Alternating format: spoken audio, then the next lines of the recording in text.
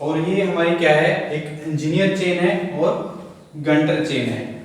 ये हमारी क्या है, नॉन मैट्रिक चेन्स हैं। ये नॉन मैट्रिक चेन। हमने इससे पहले क्या पढ़ा था, मैट्रिक चेन। अब हम पढ़ रहे हैं नॉन मैट्रिक चेन। तो नॉन मैट्रिक चेन क्या है, इंजीनियर चेन और गंटर चेन। इंजीनियर चेन की क्या हमारी ये लेंथ क्या रहती है, इसकी क्या रहती है हमारी लेंथ 100। एक इंजीनियर चेन में कितनी लिंक होती है, 100 लिंक होती है। और एक लिंक कितने की होती है, 1 link equal to 1 foot. 1 foot की क्या है, एक लिंक है, किसमें, इंजीनियर चेन में।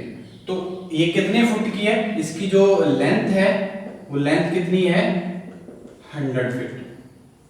तो 100 फीट लेंथ है किसकी, एक इंजीनियर चेन की। और इंजीनियर चेन में जो टैली प्रोवाइड की जाती है वो 10 फीट के इंटरवल पे प्रोवाइड की जाती है। इंटरवल ऑफ 10 फीट इंटरवल पे क्या की जाती है, टैली प्रोवाइड की जाती है। टैलीज को प्रोवाइड किया जाता है, ठीक है जी। तो 10 फीट के इंटरवल पे हम इंजीनियर चेन्स में टैली आपको मिलेगी, ठीक है। इसमें भी ब्रास के जो क्या हैंडल लगे होते हैं, स्वीवल जॉइंट लगा होता है, ठीक है जी। बाकी सब क्या है वो ये ध्यान रखना आप। एक लिंक ये आपको और भी बहुत सारे जो कॉम्पिटिशन्स एग्जाम है उसमें भी ये पूछी जाती हैं चीजें, ठीक है। तो उसमें क्या है, ये इंजीनियर चेन के बारे में थोड़ी डिस्कस कर लेते हैं हम।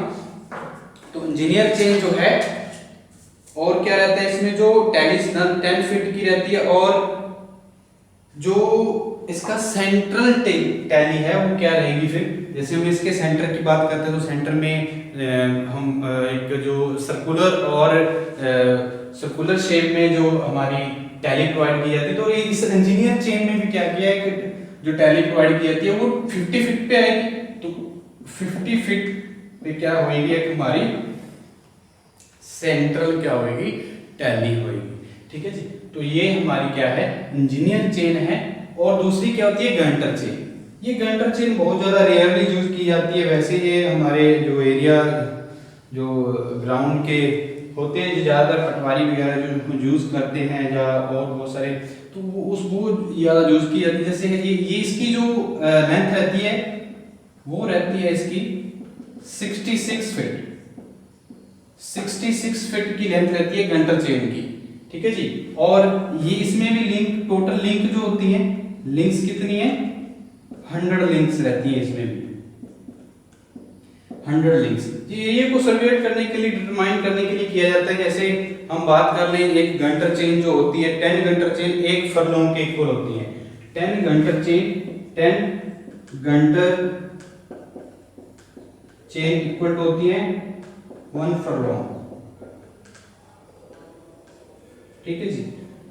1 फरलोंग के ऊपर क्या होती है, 10 गंटर चेन। और 80 गंटर चेन 1 माइल के इक्वल होती है। और 80 गंटर चेन इक्वल होती है 1 माइल।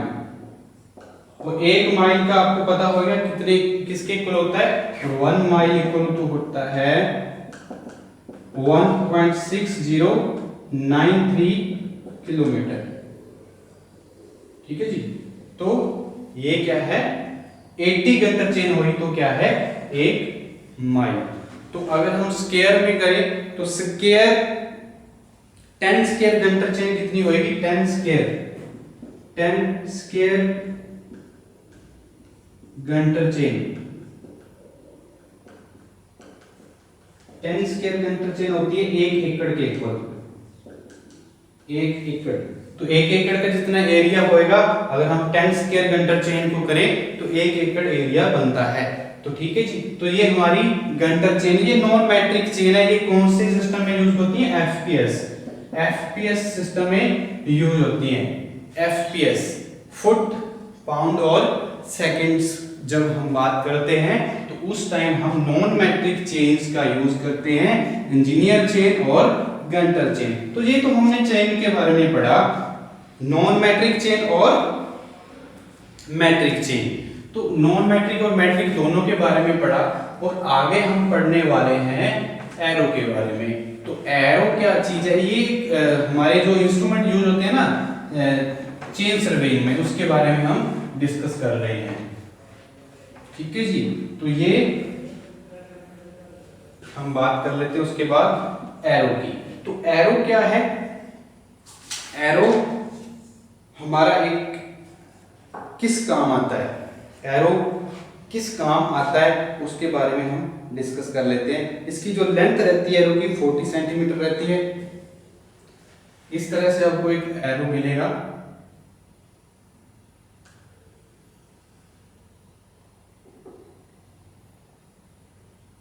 इस तरह से आपको एक एरो मिलेगा और जिसकी क्या है लेंथ कितनी है 40 सेंटीमीटर। और ये वाला इंटरनल डाया है वो रहता है इसका 5 सेंटीमीटर और जो ये वाला डाया है इसका वो रहता है 4 mm का। ठीक है जी, तो ये इसकी क्या है डायमेंशंस हैं एरो की। आपको मैं एरो दिखा देता हूं, ये वाला देखिए, ये एरो है, ये एरो क्या कर रहा है, इसका काम क्या है इस एरो का, ये एरो है, इस एरो का काम क्या है, जब भी हमने किसी चेन से सर्वे कर रहे हैं, ड्रैगिंग कर रहे हैं, तो जब हमारा जो कॉन्टिन्यूस अगर हम सर्वे कर रहे हैं, ज़्यादातर जो ग्रासी प्लॉट होता है हमारा, तो वहां पे ज़्यादातर इसका यूज होता है हमारे एरो का। ठीक है जी, तो एरो का मेन मकसद क्या है कि वो पॉइंट को क्या करता है, लोकेट करता है, जहां पे हम क्या कर सकते हैं चेन को नेक्स्ट, जब एक चेन हमारी क्या आती है जितनी मीटर की है वो हमारी क्या है एंड हो गया है, तो उस चेन को आगे हमने क्या करना है कॉन्टिन्यूस रखना है अपने सर्वे को, तो वहां पे हम क्या करते हैं एरो का यूज करते हैं और ये हमारे पॉइंट्स को भी लोकेट करता है। ठीक है जी, हमारे पॉइंट्स को भी क्या करता है एरो लोकेट करता है, जिस पॉइंट पे कितना डिस्टेंस क्या है उससे भी हमारे कोई चीजों को हम क्या कर सकते हैं यहां से मेजर करते रहते हैं। तो और क्या है जी हमारे, उसके बाद हम टेप्स की बात करें तो टेप भी बहुत बड़ी जरूरत है, मेटालिक टेप है और बहुत सारी टेप्स हैं जो यूज की जाती हैं जब हमारा क्या है, हमारी जो चेन है, चेन की अगर हमारी कुछ लेंथ है, ठीक है, वो ज्यादा कम है, ठीक है, कम पड़ गई, तो वहां पे हम क्या करेंगे टेप का यूज करेंगे। वहां पे एक्यूरेट वे में अगर हमने कोई सर्वे कर रहे हैं, कोई एरिया सर्वेड कर रहे हैं, उसका एरिया डिटरमाइन कर रहे हैं, तो हमें टेप की भी क्या पड़ेगी जरूरत पड़ेगी, तो वहां पे टेप हम क्या करेंगे यूज करेंगे। ये हमारी टेप होती है, ये मेटालिक टेप है या और बहुत सारी जो मेटल वायर्ड टेप है, इस पे लिखा रहता है देखो मेटल वायर्ड टेप है ये, तो ये सारी की सारी टेप भी क्या है, इसमें एक इंस्ट्रूमेंट है जो हमारे क्या है चेन सर्वे में यूज किए जाते हैं। और उसके बाद हम बात करें रेंजिंग रोड की, तो रेंजिंग रोड क्या है, रेंजिंग रोड का भी एक बहुत बड़ा फंक्शन है।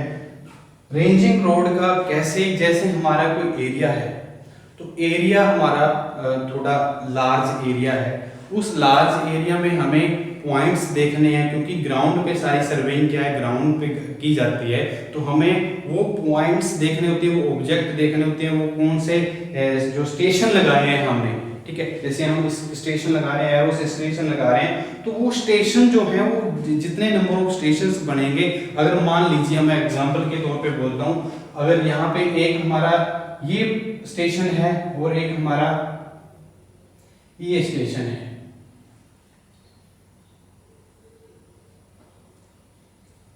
ये स्टेशन है, तो इस स्टेशन से इस स्टेशन को अगर एरिया देखना है, अगर हमें इस पॉइंट से इस पॉइंट से ये पॉइंट विजिबल नहीं है, तो हम क्या करेंगे, यहाँ पे क्या करेंगे एक रेंजिंग रोड लगाएंगे। तो रेंजिंग रोड क्या काम कर रही है, इस पॉइंट पे रेंजिंग रोड हमें इसका बारे में हमें पता चलेगा, तो फिर हम इसके बारे में भी क्या पाएंगे, जान पाएंगे हमारा जो पॉइंट है इसके एग्जैक्टली इस वे में है।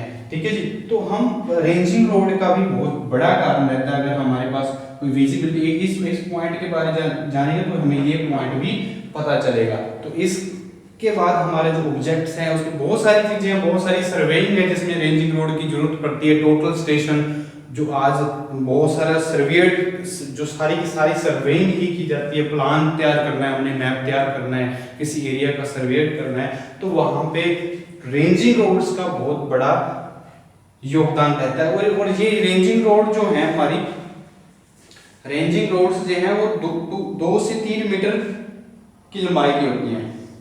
रेंजिंग रोड्स क्या रहती हैं, रेंजिंग रोड्स जो होती हैं हमारी, जो रेंजिंग रोड्स होती हैं हमारी क्या होती है, वो 2 से 2 मीटर टू 3 मीटर की क्या होती है, इसकी लेंथ होती है। ठीक है जी। तो ये इसमें आपको एक कलर भी मिलेगा, एक रेड कलर होएगा, एक हमारा क्या है व्हाइट कलर होएगा। उसका जो डिस्टेंस होएगा वो 20 मीटर में आपको हम ये ऑफसेट रोड पड़ी है हमारे पास, तो ऑफसेट रोड की अगर दिखाएं तो ऑफसेट रोड क्या है, ऑफसेट रोड ये हमारा ये आप देख रहे हैं, तो ये हमारी 20 सेंटीमीटर के गैप पे, फिर ये हमारा जो व्हाइट कलर किया हुआ है ये भी 20 सेंटीमीटर, ये भी हमारा 20 सेंटीमीटर का है। ठीक है। तो ये आपको रेंजिंग रोड में भी मिलेगा। ठीक है जी। तो ये हमारा मकसद क्या है, पॉइंट्स को लोकेट करने के लिए, स्टेशंस को लोकेट करने के लिए हम क्या करते हैं, रेंजिंग रोड्स का यूज करते हैं। उसके बाद ऑफसेट रोड्स क्या है, ऑफसेट रोड्स का भी बहुत बड़ा कारण रहता है।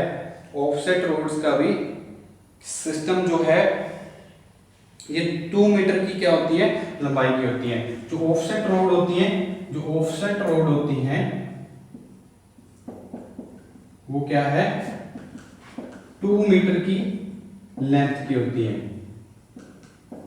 जो रेंजिंग रोड है वो 2 से 3 मीटर तक होती है, और ऑफसेट रोड क्या है 2 मीटर की लेंथ की होती है। ऑफसेट क्या क्यों बोला गया है, अगर ये ऑफसेट में यूज, अगर हम मान लो हमारे पास कोई 2 पॉइंट्स हैं, ठीक है, उसमें अगर हमने ऑफसेट शो करना है, ऑफसेट शो करने के लिए हमें ऑफसेट रोड की जरूरत पड़ेगी, क्योंकि हमें विजिबिलिटी रहेगी भाई यहाँ पे हमने कोई ऑब्जेक्ट को शो किया है। अगर हमारे पास मान लीजिए कि यहाँ पे कोई पॉइंट है और यहाँ पे हमारी जो हमारी चेन सर्वेइंग करी है, ठीक है, तो चेन सर्वेइंग हमारी यहाँ पे की हुई है, हमारे पास ये लाइन है चेन सर्वेइंग की। इस लाइन में हमने क्या किया है, कोई ऑफसेट देना है, यानी कि इधर हमने क्या किया, कोई ऑफसेट देना है, ठीक है, किसी एंगल पे। तो ये वाली रोड हमारी क्या काम करेगी, ऑफसेट का काम करेगी। इधर हम क्या करेंगे, एक ऑफसेट क्या लगा देंगे, ऑफसेट रोड लगा देंगे, तो हमें विजिबिलिटी रहेगी, हमें पता रहेगा भी हमने एक यहाँ पे ऑफसेट लगा रखा है। ये एक मार्किंग का काम करती है, एक शोइंग का काम करती है, हमें शो कर रही है भाई क्या हमारे सिस्टम जो हमारे ऑफसेट्स हैं कहाँ कहाँ पे कौन कौन सा ऑफसेट लगाया हुआ है, किस लिए लगाया हुआ है, तो वो हमारे ऑफसेट भी क्या रोड कितनी यूज होती हैं, और इसकी जो लेंथ रहती है वो कितनी है, 2 मीटर की है। उसके बाद हम बात करें क्रॉस स्टाफ की। मोस्ट इंपोर्टेंट जो हमारा यहाँ पे बात चल रही है क्रॉस स्टाफ की। तो क्रॉस स्टाफ के बारे में अगर हम जान लें, क्रॉस स्टाफ क्या चीज होती है,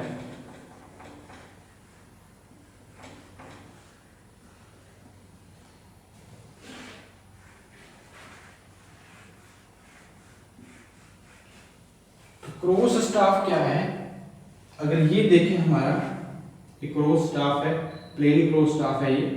तो प्लेन क्रॉस स्टाफ में होता क्या है, वेन्स लगी होती हैं। एक ये हम क्या कर सकते हैं, इसको कोई ट्राइपॉड पे हम क्या यूज नहीं करते हैं, हम सिंपली एक हाथों से बाय हैंड इसको यूज कर सकते हैं। ठीक है जी। तो ये एक हमारा ऑफसेट क्रॉस स्टाफ होता है, इसको हम क्रॉस स्टाफ बोलते हैं, इसको हम क्या बोलते हैं, ओपन क्रॉस स्टाफ बोल देते हैं, इसको ओपन क्रॉस स्टाफ। इसका मतलब क्या काम है इसका, ऑफसेट प्रोवाइड करना। ठीक है जी। Cross staff, offset cross staff, इसका मतलब क्या है, मान लीजिए ये हमने एक एग्जांपल लिया था, ये हमने क्या किया, एग्जांपल लिया, देखिए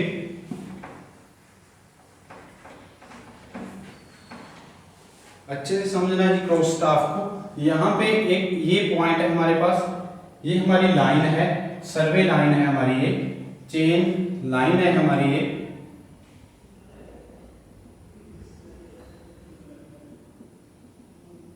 ये हमारी एक चेन लाइन है। तो इस चेन लाइन में क्या होएगा, अगर हमने यहां पे कोई, मान लीजिए कोई इधर कोई साइड पे क्या है, पेड़ है, कोई यहाँ पे ट्री है, ठीक है जी, तो इसको हमने शो करना है किस एंगल पे है, ठीक है। तो हम कैसे शो कर सकते हैं, कैसे शो करेंगे, अगर हम मान लीजिए ये हमारा है, तो इसको हम ऐसे लिख लें,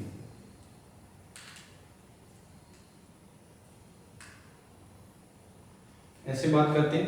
तो ये हमारे क्या है, एक सिस्टम है क्रॉस स्टाफ का।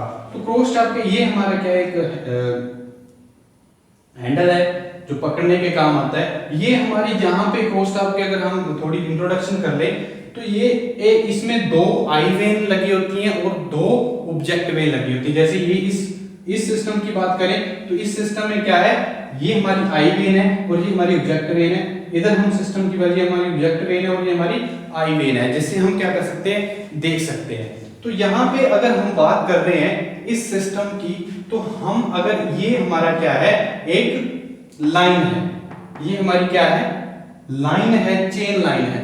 तो इस चेन लाइन में अगर हम देखेंगे, इस चेन लाइन को हम अगर अपनी आईज से देखेंगे, तो ये लाइन जब हम देखेंगे तो यहाँ पे हमारा एक ऑफसेट, ये वाली जो हमें वेन है, ये वेन हमें ऑफसेट को शो बताएगी। अगर कोई ऑफसेट है तो उसकी एंगल बताएगी। और ये जो ओपन क्रॉस स्टाफ है, ये ओनली 45 डिग्री और 90 डिग्री के लिए ही यूज किया जाता है, न कि ये और सारे ही एंगल्स के पे नहीं होता है। ये 45 डिग्री और 90 डिग्री के लिए ही यूज किया जाता है। 90 डिग्री पे हमारे पास कोई ऑब्जेक्ट आ रहा है तो हम उसको यहाँ से क्या कर सकते हैं, शो कर सकते हैं। अगर हमारे प्लान में, ड्राइंग में जब कोई मैप तैयार कर रहे हैं, अगर हमने प्लान ड्राइंग तैयार करनी है, तो हमें इन चीज़ों की बहुत ज़्यादा जरूरत पड़ती है।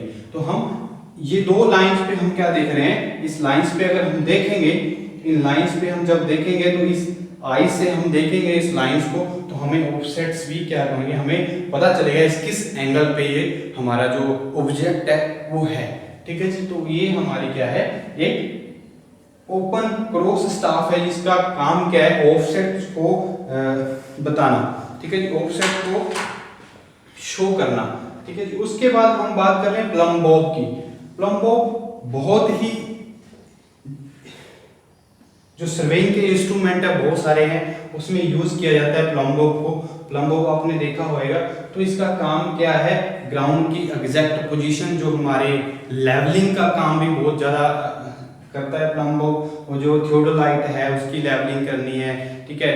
और इंस्ट्रूमेंट है, टैक्यूमीटर है, बहुत सारी चीजें हैं। तो उसमें भी क्या है, जो हमारे इंस्ट्रूमेंट हैं, जितने भी यहाँ पे भी कोई इंस्ट्रूमेंट यूज कर रहे हैं, ठीक है। तो रेंजिंग, ये हमारे जो हमारी उसकी एग्जैक्ट क्या है पोजीशन को, उसके ग्राउंड पे उसको लेवल्ड करने के लिए यूज किया जाता है प्लम बॉब। थियोडोलाइट में, टैक्यूमीटर में, बहुत सारे और प्लेन टेबल में और बहुत सारे सर्वे जोन्स में प्लम बॉब यूज किया जाता है। और जो पैड्स हैं, पैड्स जो क्या हैं, ये भी एक बहुत बड़ा कारण है। पैड्स भी क्या करते हैं, इनकी जो लेंथ रहती है 15 से 20 सेंटीमीटर रहती है पैड्स की, और 5 into 5 सेंटीमीटर का जो ये रहता है, इसकी जो लेंथ है पैड्स की, जो पैड्स है इसकी जो लेंथ है वो कितनी रहती है, 20 सेंटीमीटर टू 30 सेंटीमीटर। और जो उसका ओवरऑल, अगर आपको पैग दिखा देता हूं, इस तरह से होता है। ये हमारा क्या है, पैग्स है। तो इसका ये वाला पोर्शन क्या है, 5 into 5 का होता है। 5 into 5 सेंटीमीटर में ये हमारा मिलेगा आपको, हाँ जी, 5 into 5 सेंटीमीटर में ये आपको ये वाला पोर्शन 5 और 5 मिलेगा। और ये वाली जो हमारी लेंथ रहती है इस पैग्स की, तो ये सिस्टम क्या है, 20 और 30 सेंटीमीटर की इसकी लेंथ रहती है। तो इसका मकसद क्या है, इसका काम क्या है, इसको ये भी हमारी क्या है, जो ऑब्जेक्ट हमारे स्टेशंस हैं, ठीक है, उसको क्या करता है, ज़्यादातर ये ग्रासी जो प्लॉट होता है वहाँ पे यूज़ किए जाते हैं। हमें स्टेशन को बताने के लिए, शो करने के लिए पैक्स को लगाते हैं। अगर हम चेन सर्वेइंग में बहुत ज़्यादा कहा होता है, अगर हमारे को क्या बोलते हैं, हैंडल लास्ट में, अगर हमारी सर्वेइंग जो चेन है उसमें लास्ट में हमारे पैक्स लगते हैं, उसमें पैक्स लगते हैं, तो वो पैक्स को क्या करते हैं हम, उसके बाद नेक्स्ट हम क्या कर लेते हैं, चेन सर्वे स्टार्ट करते हैं। तो ये हमारे पैक, और वुडन मैलेट का काम है।